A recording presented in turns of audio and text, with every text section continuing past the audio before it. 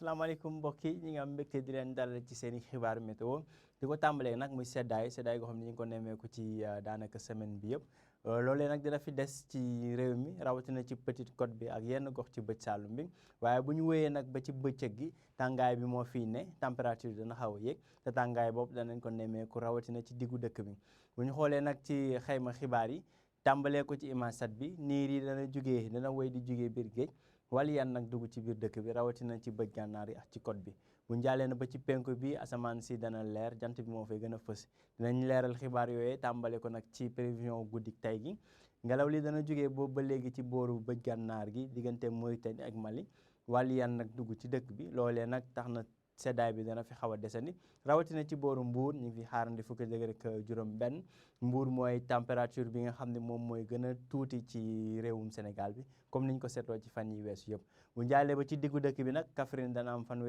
fukki degré ak juróom ñaari gox yooyu le mooy température yi gën a néew ci dëkk bi bu loolu weesoo nag température dana dalee ci fukki degré ak juróom ñeent dem ba ñaar fukki degré ak ñaar lu dul nag fi nga xam ne mooy booru Kédougou ñu ngi fay xaarandi ñaar fukki degré ak ñeent ba fi nga xam ne nag mooy Ndakaaru comme niñ ko seetloo fan yi yëpp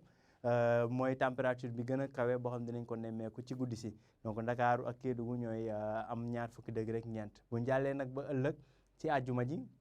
niñ ko waxee léegi asamaan si dana leer bu baax ci penku bi diggante Matam jàpp Bakel Sénégal oriental bi ba ci Kolda waaye lu weesu foofu nag asamaan si dana xaw a ami niir rawatina ci bëj gànnaar gi ak ci côte gi ngelaw liy jógee penku nag te mu ñu indil tàngaay bi dana fi desandi ba tax na température yi dana kawe ci diggu dëkk bi penku bi ak ci bëj Saalum bi température yi dana dal ci daanaka fanweeri degré ak juróom benn jàpp ñeent fukki degré ci diggu dëkk bi li ci mel ni booru Diourbel Fatick Kaolack ak Kaffrine fa la température bi di gën a kawe muy ñeent fukki degré yi bëj Saalum mu dëkk bi température dana dalee ci fanweeri degré ak juróom ñaar ak fanweeri degré ak juróom ñett diggante Ziguinchor Sédhiou Kolda ba fi nga xam ne moom mooy Kédougou bu ñëwee ba ci penku bi nag température yi dana niñ ko gisee ba ci diggu dëkk bi température yi dana dalee ci fanweeri degré juróom benn jëm fanweeri degré juróom ñett bu jàllee nag ba li nga xam ne mooy booru sow bi rawatina ci booru Ndakaaru foofu température dana fi xaw a dalandi ndax Ndakaaru mooy am température bi gën a néew muy ñaar fukki degré juróom ñeent dinañ ko nemmeeku ci booru Ndakaaru bu ñëwee ba ci bëj gànnaar gi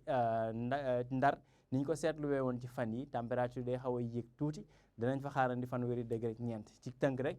Ndakaaru température yi mu amoon ci fan yi yëpp dana wéy di des ci dëkk bi muy xeetu température bu xaw a wàññeeku ba tax na tàngaay bi dina xaw a néew ci booru Ndakaaru lu dul foofu nag température dana xaw a yéeg muy tàngaay boo xam ne dinañ ko nemmeeku daanaka ci réew mi yëpp rawatina ci diggu dëkk bi jëm ci booru Casamance ak penku bi lii moo doon xibaar yi nag ngeen bàyyi xel tamit